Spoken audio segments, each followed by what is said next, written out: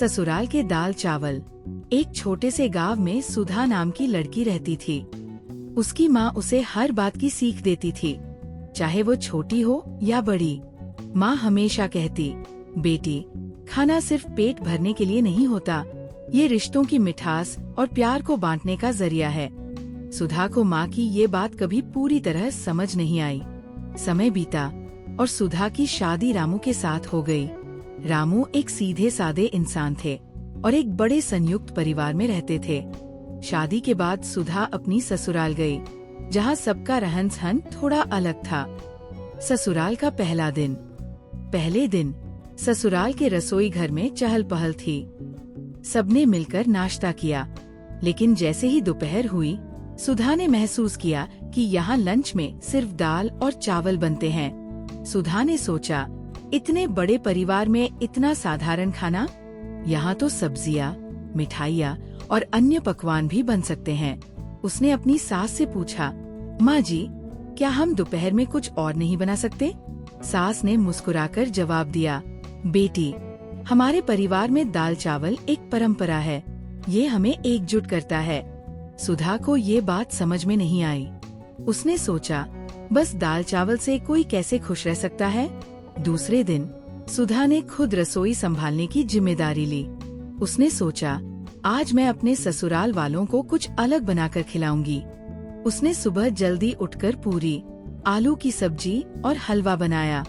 जब परिवार ने देखा कि दाल चावल की जगह दूसरी चीजें बनी हैं, तो सब चौंक गए। ससुर जी बोले, बेटी, खाना तो बहुत स्वादिष्ट है, लेकिन तुम्हें हमारी परंपरा का ख्याल रखना चाहिए था। सुधा ने शर्मिंदा होकर कहा, मुझे लगा कि आपको कुछ नया अच्छा लगेगा। सास ने समझाया, बेटी, दाल चावल में कोई कमी नहीं, ये हमारे दिलों को जोड़ता है और हमें सिखाता है कि सादगी में भी खुशी हो सकती है। दिन बीतते गए। सुधा ने महसूस किया कि परिवार के लोग खाने के बाद हर दिन एक साथ बैठते, हंसी मजाक करते और अपने दिन भर की बातें साझा करते। सुधा ने धीरे धीरे देखा कि ये समय कितना खास था। दाल चावल खाने के दौरान सबका एक दूसरे से प्यार और अपनापन बढ़ता। एक दिन दाल चावल खाते हुए रामू ने सुधा से कहा, तुम्हें पता है, ये दाल चावल मेरी दादी के समय से हमारे परिवार का हिस्सा है। हर पीढ़ी ने इसे अपनाया और इसे अपने प्यार से जोड़ा।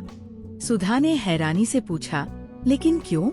रामू ने कहा, क्योंकि यह हमें सिखाता है कि साधारण चीजों में भी गहरा मूल्य होता है। सुधा ने अब अपने ससुराल की परंपरा को समझना शुरू किया। उसने सोचा, ये सिर्फ खाने की बात नहीं है, ये रिश्तों की डोर को मजबूत करने का तरीका है। एक दिन सुधा ने अपनी माँ को चिट्ठी लिखी।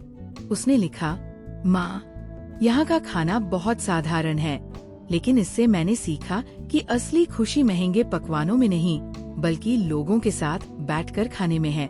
सुधा ने भी दाल चावल को और खास बनाने का तरीका निकाला।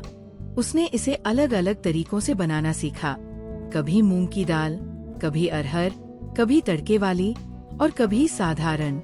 हर बार जब वो कुछ नया बनाती, परिवार के सदस्य उसकी तारीफ करते। रामू ने एक दिन मुस्कुराते हुए कहा, अब हमारे दाल चावल में तुम्हारा प्यार भी जुड़ गया है। धीरे धीरे सुधा को समझ आया कि सादगी में ही असली संतोष छुपा होता है। दाल चावल ने उसे रिश्तों की अहमियत, सादगी का मूल्य और परिवार के साथ बिताए पल का महत्व सिखाया। सुधा ने खुद से कहा, दाल चावल सिर्फ खाना नहीं, ये मेरे ससुराल का दिल है। ये कहानी बच्चों को सिखाती है कि सादगी और परंपरा में भी गहरी सीख छुपी होती है। साधारण चीजें भी जीवन को खूबसूरत बना सकती है।